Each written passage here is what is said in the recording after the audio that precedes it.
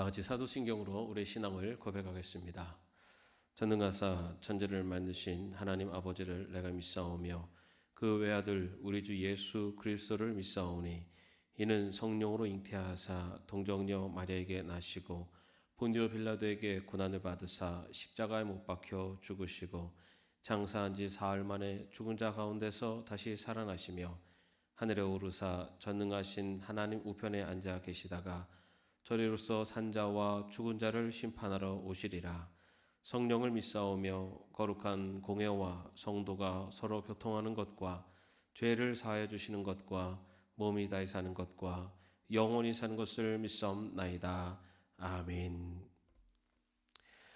오늘 저희가 함께 부를 찬송은 찬송가 338장입니다. 찬송가 338장 내 주를 가까이 하게 함은 함께 찬양하겠습니다. 내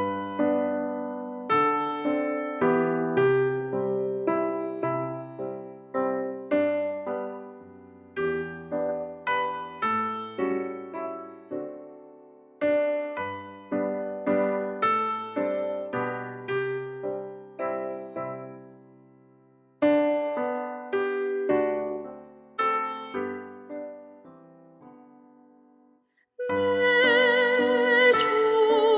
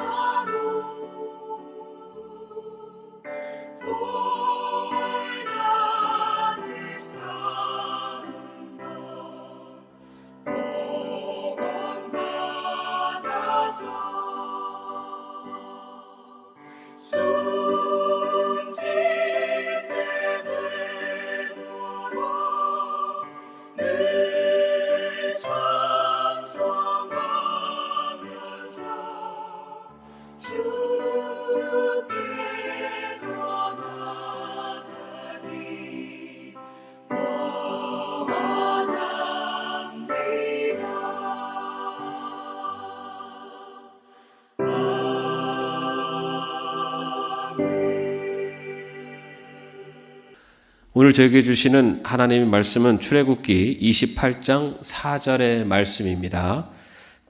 제가 봉독해 드리겠습니다. 그들이 만들어야 할 예복은 이러하니 곧 가슴바지와 에봇과 겉옷과 줄무늬 속옷과 관과 띠이다. 이렇게 그들은 너희 형 아론과 그의 아들들에게 거룩한 예복을 만들어 주어서 나를 섬기는 제사장 일을 맡게 하여야 한다. 아멘. 오늘이 추석 명절 3일째 되는 날입니다. 연휴가 좀 있기 때문에 조금 여유 있게 명절을 지금 보내고 계실 거라고 생각을 하는데요.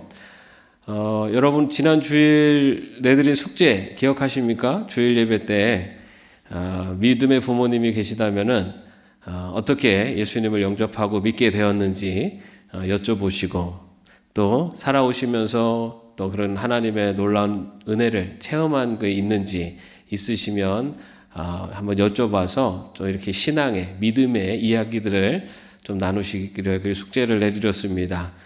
또 부모님뿐만 아니라 그리고 자녀들에게도 내가 어떻게 예수님을 영접하고 또 하나님의 백성이 되었는지 그리고 지금까지 살아오면서 이런 정말 하나님의 놀라운 기적을 또 은혜를 체험했다라는 것이 있으시면은 우리 자녀들에게도 또는 우리 이웃들 그리고 우리 친척들에게 그렇게 좀 얘기를 나누어서 세상 살아가는 이야기뿐만 아니라 우리가 하나님의 은혜를 나누는 그런 시간도 가져주시기를 또 이렇게 숙제로 또 내드렸었습니다. 여러분 아직 실천하지 못하신 분이 계시다면 오늘 3일째 됩니다. 오늘이라도 또 한번 이야기를 서로 나눌 수 있는 그런 시간을 가져보시기를 바랍니다. 오늘 우리가 읽은 출애굽기 28장의 말씀에는요, 하나님께서 제사장을 세우시고 그 제사장이 입어야 되는 의복에 대한 말씀을 하시는 내용이 기록되어 있습니다. 하나님께서는 제사장으로 아론과 그리고 그의 아들들 나답, 아비후, 엘르아살, 이더마를 제사장으로 이렇게 지명을 하십니다. 그리고 그들이 입을 제사장의 그 의복에 대해서 아주 구체적으로 이렇게 지시를 하십니다. 그런데 크게는 제사장의 속옷 그리고 그 속옷 위에 입는 기본이 되는 에봇 그리고 또 외부에 걸치는 겉옷 이렇게 크게 분류할 수가 있습니다. 오늘 우리가 읽은 그 28장의 말씀에는 그 기본이 되는 에봇, 속옷 그 위에 입는 기본이 되는 에봇 그리고 그 에봇 위에 걸치는 가슴바지 그리고 머리에 쓰는 그 관 이렇게 세 가지에 대한 부분들을 좀 자세하게 기록하고 있습니다.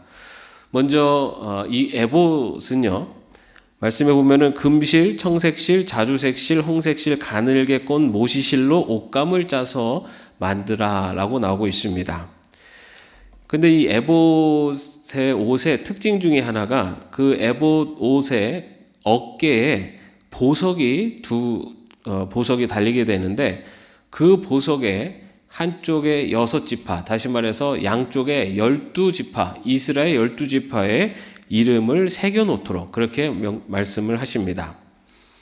그리고 그 밑단, 그 에봇은 일종의 원피스 같이 생긴 옷이라고 생각하시면 될 것 같아요. 궁금하신 분들은 한번 인터넷에서 한번 에봇을 찾아보시기 바랍니다. 그 밑단에다가는 석류 모양의 술을 새겨놓는데 근데 거기에 이게 일정한 간격으로 금방울을 달아놓도록 했습니다.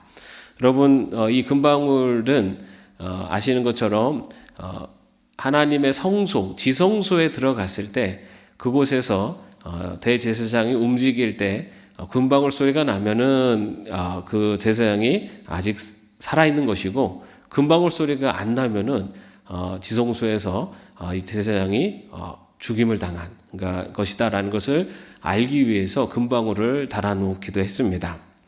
그렇게 이제 에봇이 있고요. 그리고 그 에봇 위에 가슴바지, 개역개정의 흉패라고 그렇게 기록되어 있는데 이 가슴 바지를 그 위에 이렇게 입게 되어 있습니다. 덧입게 됐는데요.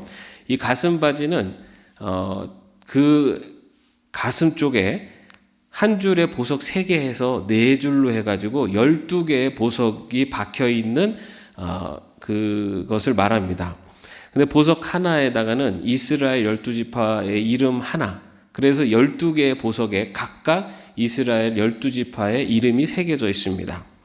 그리고 그 가슴바지 그 안쪽에는 우림과 둠밈이라고 하는 판결의 돌을 넣어두도록 되어 있습니다.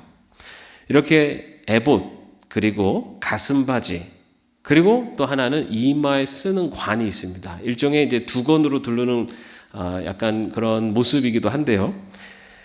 이 이마에 쓴 관도 가는 배실로 만든 관인데요. 그런데 특별한 점은 이 전면에 그 명패, 일종의 그 순금으로 패가 만들어져 있는데 그 패 안에다가는 여호와께 성결이라고 하는 그런 문구가 새겨져 있는 그런 패를 이마에 이렇게 쓰게 됩니다. 이 외에도 제사장의 어떤 그 속옷, 또 외부의 겉옷, 이런 것들을 어떻게 만들어야 되는지에 대해서 또 이후에 계속해서 자세하게 기록을 해 놓으셨습니다. 근데 왜 하나님께서는 이렇게 제사장의 옷에 관해서 이렇게 아주 구체적으로 무엇으로 어떻게 만들고 또 거기에는 어떤 것을 새기고 이렇게 아주 구체적으로 지시를 하실까요? 그 이유 중에 하나는요, 이 제사장을 무엇인가 다른 것으로부터 완전히 구별된 존재라는 것을 나타내 주시기 위해서였습니다. 거룩하게 구별된 존재다라는 것을 나타내 주신 것이 바로 이 제사장의 의복의 의미입니다. 하나님께 제사를 드리기 위해서는요, 아무나 하나님 앞으로 나올 수가 없었습니다. 제사장만이 하나님 앞에 나올 수 있었고, 하나님 앞에 나오는 제사장은 그렇기 때문에 거룩한 하나님 앞에 나가기 위해서 스스로도 거룩한 자가 되어야 됐습니다. 거룩하다라는 것은 구별된다라는 뜻입니다. 거룩하게 구별된다.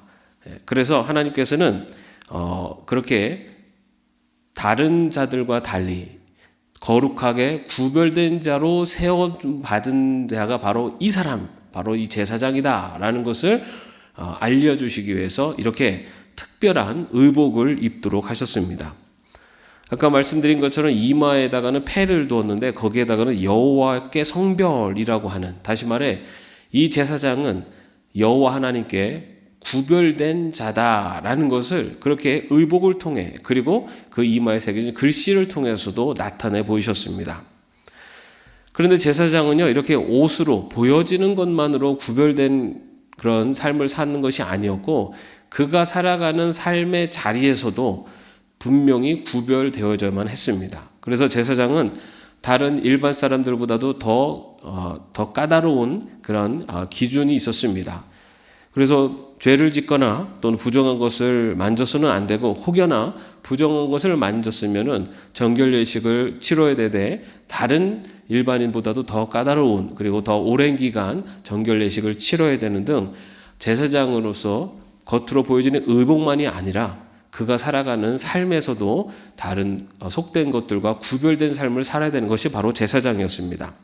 하나님께서는 바로 그러한 제사장의 의복, 그렇게 거룩한 구별된 자로 살아야 된다라는 것을 나타내 주시기 위해서 그 의복의 모양과 재료와 만들어진 모든 과정들을 자세하게 말씀하시 주셨습니다.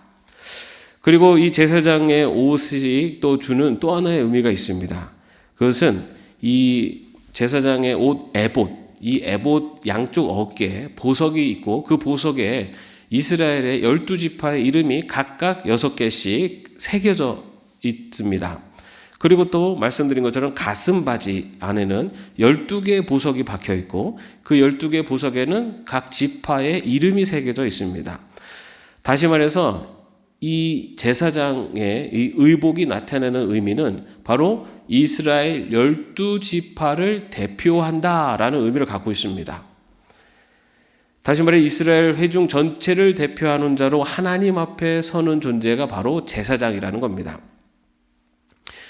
그 얘기는 다시 말해서 이스라엘 온 회중을 대표하는, 그래서 이스라엘 전체를 향한 책임과 의무를 가지고 있는 사람이 또한 제사장이다라는 것을 나타내고 있습니다.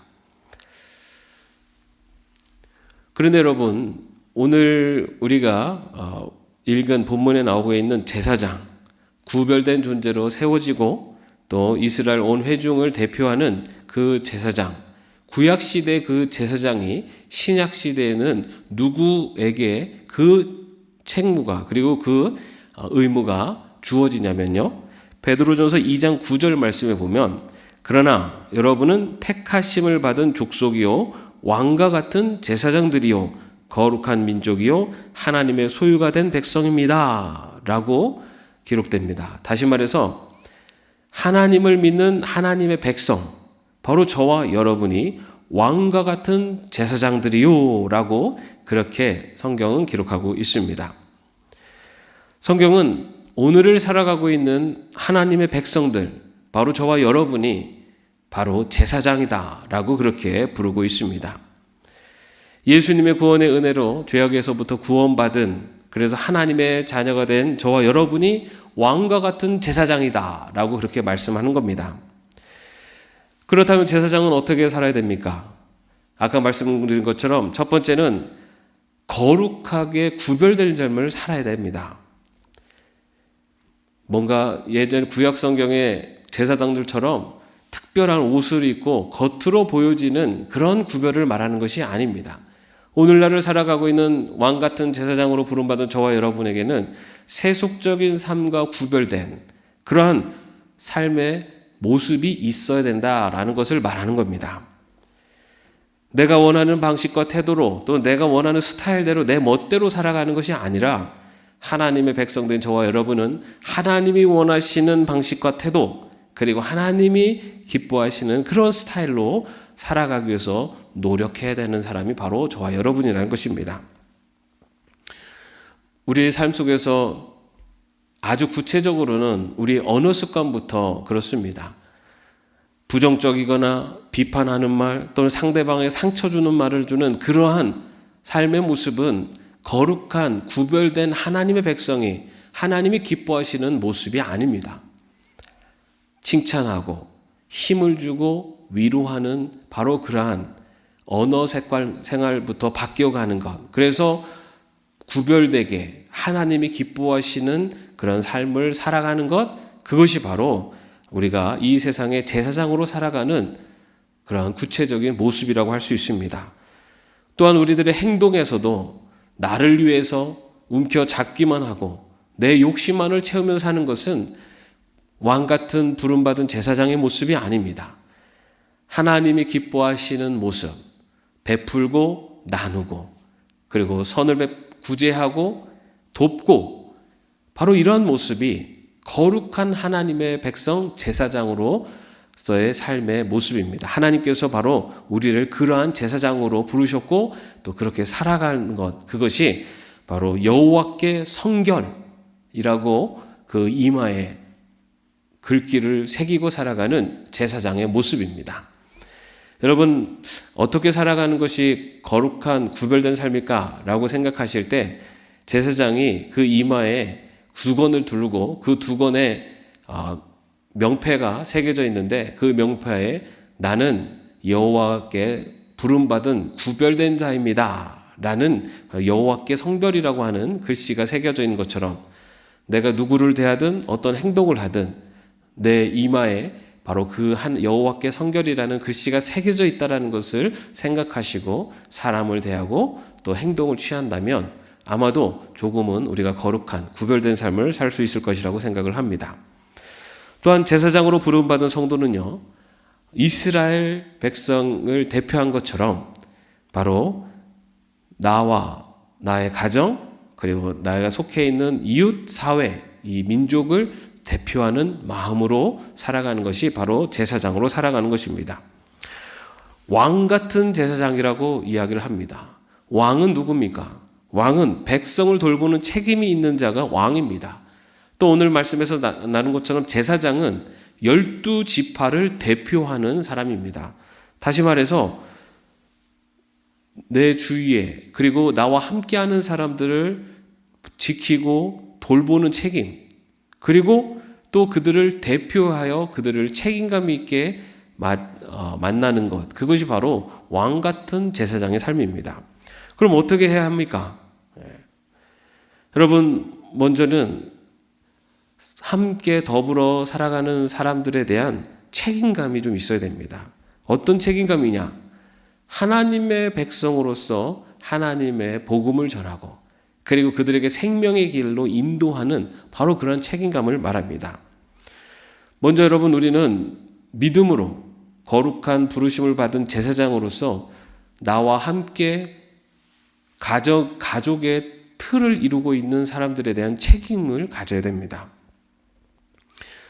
나와 함께하는 가정, 우리 가족, 그 친지들, 그들에게 생명의 길로 인도하는 것, 그것이 바로 책임감을 갖고 살아가는 제사장의 모습입니다. 또한 내 이웃들을 향한 책임감을 갖고 살아가는 제사장의 모습은 그들의 아픔을 같이 아파하고 또 공감하고 또 그들을 돕고 또 그들에게 사랑을 전하는 것, 그것이 바로 책임감을 갖고 살아가는 제사장의 모습입니다. 그리고 또한 이 사회에 대한 책임감을 갖고 사는 하나님의 백성의 모습은 이 세상 가운데 하나님의 의와 정의가 실현될 수 있도록 이 세상의 지도자들을 위해서 기도하고 또 그들에게 하나님의 뜻이 무엇인가를 전할 수 있는 것, 또 이 민족이 정말 하나님의 믿음에서 말씀 가운데 설 수 있도록 눈물로 기도하며 나가는 것, 그것이 바로 또 책임감 있는 제사장의 모습입니다. 사랑하는 성도 여러분, 구약 성경에 나타나고 있는 제사장, 바로 오늘 왕 같은 제사장으로 부름받은 저와 여러분에게 주시는 제사장의 책무와 그리고 제사장으로서의 삶을 살라는 말씀입니다. 거룩하게 구별된 삶을 살기 위해서 더 노력하고 또 어떤 누구에게도 하나님의 백성의 거룩한 구별된 모습을 나타내 보일 수 있는 그런 저와 여러분의 삶이 되기를 바랍니다. 이번 추석 연휴 기간 동안에도 많은 사람들을 만났을 것입니다. 그 사람들과의 만남 속에서 먼저 희생하고 헌신하고 섬기고 또 사랑을 나눌 수 있는, 베풀 수 있는 그런 구별된 삶, 그리고 또한 그들에게 하나님의 은혜를 나눌 수 있는 그러한 구별된 삶을 살기를 바랍니다. 그리고 그러한 삶을 살아가는 것, 그것이 바로 책임감 있게 세상 가운데 제사장으로 살아가는 그리스도의 모습일 줄로 믿습니다. 저 여러분의 삶 속에 바로 이러한 거룩한 제사장의 모습이 나타나서 하나님께 영광을 올릴 수 있기를 다시 한번 주님의 이름으로 축원합니다. 기도하겠습니다. 왕과 같은 제사장으로 우리를 부르신 주님, 거룩한 하나님의 백성으로 살아갈 수 있도록 주님 인도하여 주옵소서. 또한 우리에게 주신 책임감을 가지고 우리의 가정과 또 우리 이웃과 이 사회를 위해서 살아갈 수 있는 저희들이 될 수 있도록 인도하여 주옵소서. 예수님의 이름으로 기도합니다. 아멘. 하늘에 계신 우리 아버지여, 이름이 거룩히 여김을 받으시오며 나라의 마옵시며 뜻이 하늘에서 이룬 것 같이 땅에서도 이루어지이다. 오늘날 우리에게 일용할 양식을 주옵시고 우리가 우리에게 죄진 자를 사하여 준 것 같이 우리의 죄를 사하여 주옵시고 우리를 시험에 들게 하지 마옵시고 다만 악에서 구하옵소서. 대개 나라와 권세와 영광이 아버지께 영원히 있사옵나이다. 아멘.